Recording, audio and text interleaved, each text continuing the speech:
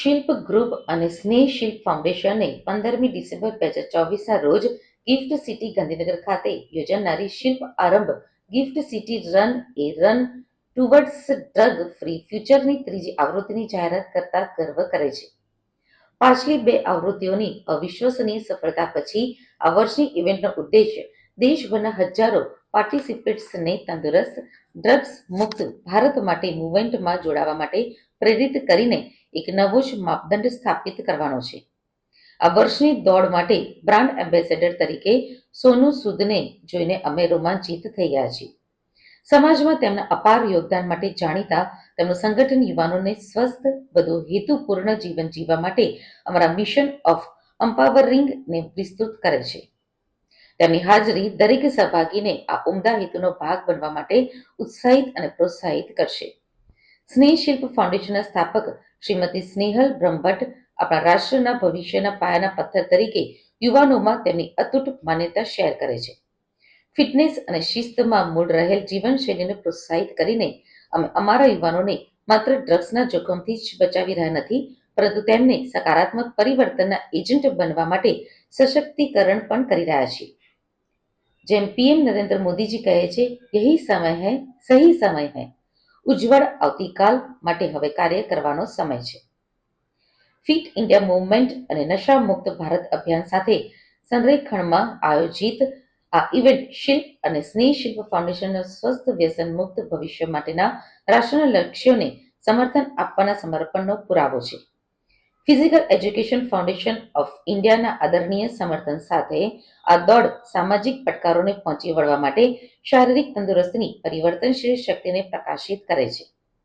આ વર્ષની ઇવેન્ટ ભારતભરમાંથી 20,000થી વધુ દોડવીરોની ભાગીદારી જોવા માટે તૈયાર છે. ગિફ્ટ સિટીની લીલીછમ હરિયાળી, સ્વચ્છ હવા અને કાળજીપૂર્વક આયોજિત રૂટ તમામ ઉંમરના અને ફિટનેસ સ્તરના સહભાગીઓ માટે અપ્રતિમ અનુભવ પ્રદાન કરે છે. આ અર્થપૂર્ણ હેતુમાં તેમના યોગદાનને માન્યતા આપતા દરેક સહભાગીને એઇમ્સ પ્રમાણપત્ર પણ પ્રાપ્ત થશે.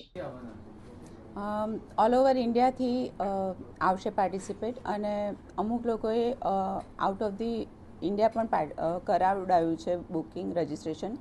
બટ હા, ધીસ ટાઈમ ઇન્ડિયાથી વધારે છે અને ભારતના જુદા જુદા રાજ્યોમાંથી આવી રહ્યા છે. મોર દેન 21,000 અમે આ વખતે અંદાજ કરીએ છીએ કે એટલા તો થશે જ, વધારે થાય તો ખબર નહીં.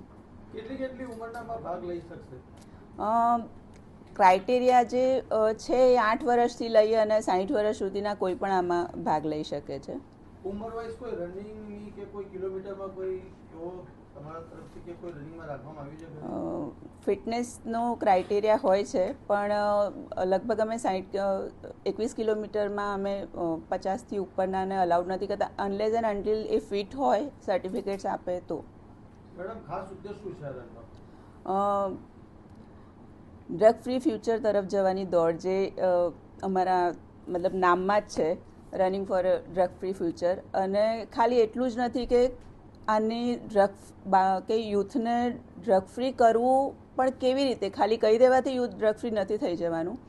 એના માટે ફિટનેસ છે કે એમને બીજા વ્યસન આપવા, કે આ વ્યસનોમાંથી મુક્ત થાય. પણ બીજા એવા કયા વ્યસન, જેમ કે હેલ્થ છે, ફિટનેસ છે, યોગ છે, જે આપણા સંસ્કૃતિમાં વર્ષોથી છે, તો સંસ્કૃતિથી વધારે નજીક લઈ જઈ અને ફિટનેસ તરફ એ લોકો વધારે પ્રેરિત થાય, ત્યારે જ એ લોકોને આવા દૂષણોથી દૂર કરી શકાશે.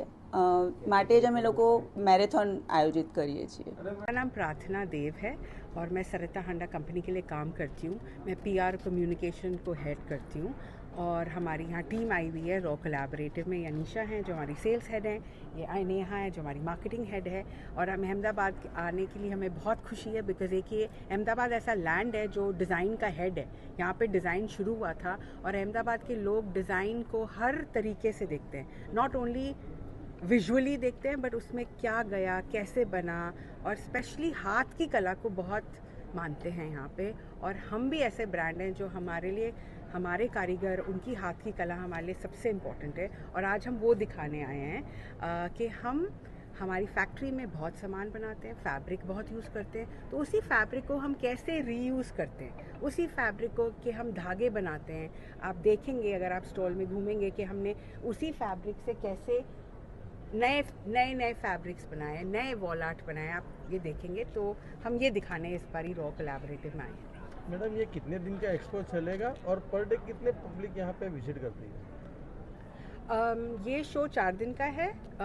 रॉ कोलैबोरेटिव आई थिंक 5 साल से यहाँ है और इस बारी हमने पहली बारी पार्ट लिया है बिकॉज अब ये रॉ कोलैबोरेटिव इंडिया में बहुत फेमस भी हो गया है और हमारी भी दुकान है अहमदाबाद में, तो हम अहमदाबाद के अब अपने आप को सोचते हैं कि हम भी अहमदाबाद के हैं, तो यहाँ पे कोई भी सेलिब्रेशन हो रही है तो हमारा भी मन है कि हम यहाँ पे हों।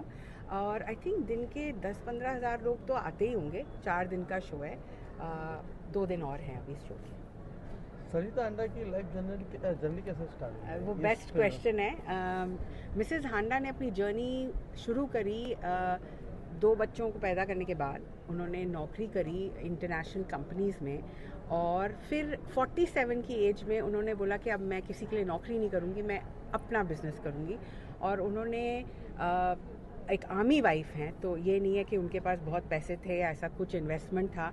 उन्होंने अपना घर खुद गिरवी रख के ये बिज़नेस शुरू करा और अब 33 इयर्स हो गए हैं उनको और वो 79 की हैं और अभी भी वो रोज़ काम पे आती हैं। वो हमारी हीरोइन हैं, लिटरली हमारी बॉस होने से ज़्यादा इम्पोर्टेंट है कि वो हमारी इंस्पिरेशन है और ये उनका बेबी है, उनका बिज़नेस है। और उनकी ख़ास बात ये है कि वो 10 साल आगे देखती हैं। तो जब हमने रिटेल भी शुरू करा था सरिता हांडा 2012 में, तो हमारी दुकान का लुक और हमारी दुकान के प्रोडक्ट बहुत आगे थे।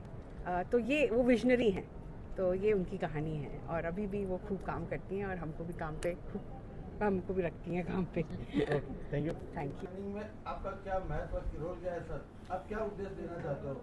हमारा मेन पर्पस इस मैराथन को ज्वाइन करने का और इसमें रहने का ये है कि हम लोगों के बीच में सेग्रीगेशन, वेस्ट सेग्रीगेशन का जो महत्वपूर्ण विचार है वो प्रस्तुत करें और लोगों को प्रेरित करें कि वो अपने वेस्ट को सेग्रीगेट करें और जो भी रिसाइकलेबल वेस्ट है उसको रिसाइकलिंग करें और पिराना जैसा पहाड़ बनने से रोकें, जो कि आज के टाइम में हर शहर में बन रहा है।